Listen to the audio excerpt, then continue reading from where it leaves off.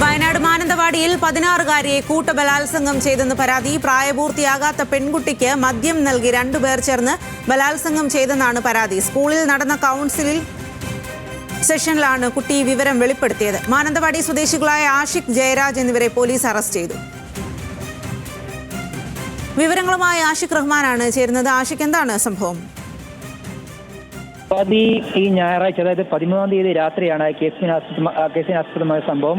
Mananthavady Thalappuzha police station പരിധിയിലാണ് സംഭവം. ഈ 16-കാരിയെ വീട്ടിൽ നിന്ന് തട്ടിക്കൊണ്ടുപോയി ശേഷം ഈ ജയരാജിന്റെ ഒരു കടയിൽ വെച്ച് മദ്യം നൽകി കൂട്ടബലാത്സംഗം നടത്തിയെന്നാണ് ഇപ്പോൾ പോലീസ് അറിയിക്കുന്നത്. ഏകദേശം 6ഓളം വകുപ്പുകൾ ഈ പോലീസ് ഈ വിഷയത്തിൽ ചുമത്തിയിട്ടുണ്ട്. അതിൽ വീട്ടിൽ അതിക്രമിച്ചുകയറൽ, തട്ടിക്കൊണ്ടുപോകൽ, പോക്സോ വകുപ്പ്, സംഘം ചേരൽ, കൂട്ടബലാത്സംഗം അടക്കം 6ഓളം വകുപ്പുകൾ ചേർത്തുകൊണ്ടാണ് ഇപ്പോൾ പോലീസ് കേസ് രജിസ്റ്റർ ചെയ്തിട്ടുള്ളത്.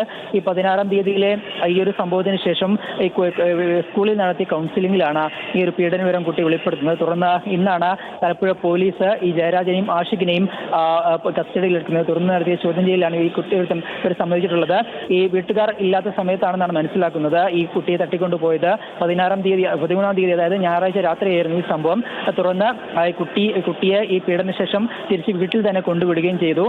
തുടർന്നാണ് വീട്ടുകാർ ഈ വിവരം അറിഞ്ഞില്ല. തുടർന്ന് ഈ സ്കൂളിൽ നടത്തിയ കൗൺസിലിംഗിലാണ് ഈ ഒരു പീഡന വിവരം പുറത്തറിയുകയും തുടർന്ന് പോലീസ് നടത്തിയ അന്വേഷണത്തിൽ ഈ ആഷിഖിനെയും ജയരാജനെയും കസ്റ്റഡിയിലെടുക്കുകയും ചെയ്തിട്ടുള്ളത്. എന്തായാലും പ്രതികൾക്കെതിരെ 6ഓളം വകുപ്പുകൾ ചുമത്തി കോടതിയിൽ ഹാജരാക്കാൻ കൊണ്ടുപോയിട്ടുണ്ട്. ശേഷം റിമാൻഡ് അടക്കമുള്ള നടപടിയിലേക്ക് പോലീസ് നീങ്ങും.